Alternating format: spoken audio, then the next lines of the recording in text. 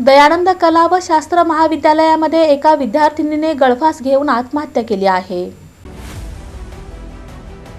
सोलापुरातील नामांकित अशा दयानंद कला व शास्त्र महाविद्यालयाच्या मुलींच्या हॉस्टेलमध्ये एका विद्यार्थिनीनं गळफास घेऊन आत्महत्या केली। स्नेहा सौदागर गायकवाड, राहणार तरटगाव, तालुका उत्तर सोलापूर असं या विद्यार्थिनीचं नाव आहे। चोरीच्या आरोपातून या विद्यार्थिनीनं आत्महत्या केल्याचा आरोप नातेवाईकांनी केला आहे। त्यानंतर नातेवाईकांनी रस्त्यावर ठिय्या आंदोलन केलं। काय टेन्शन नव्हतं, घरचं काय टेन्शन होतं का?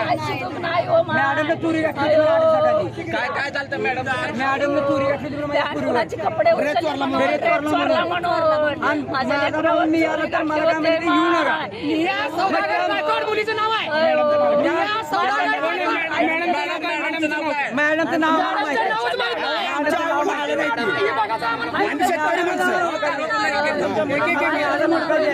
मॅडम म्हणजे मिटलं मुलगा पसंत आहे तिला, जमाला निघालाय म्हणून आली होती ना, जाऊ नको निघालाय माझं तास उडाली म्हणून आली।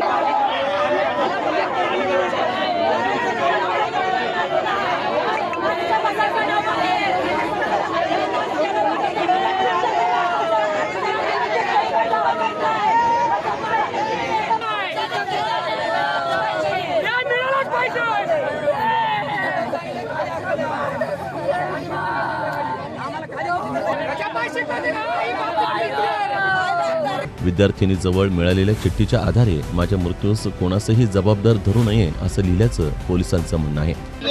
तिच्या पाया शेजारी ही चिठ्ठी सापडली मला।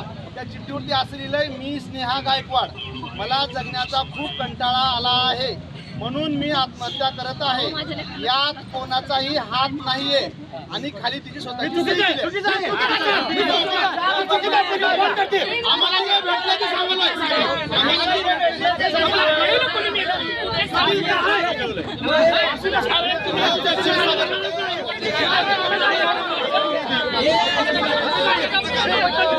या संपूर्ण घटनेनंतर आता कॉलेज प्रशासन आणि विद्यार्थिनींच्या नातेवाईकांमध्ये आरोप प्रत्यारोप सुरू झाले आहेत।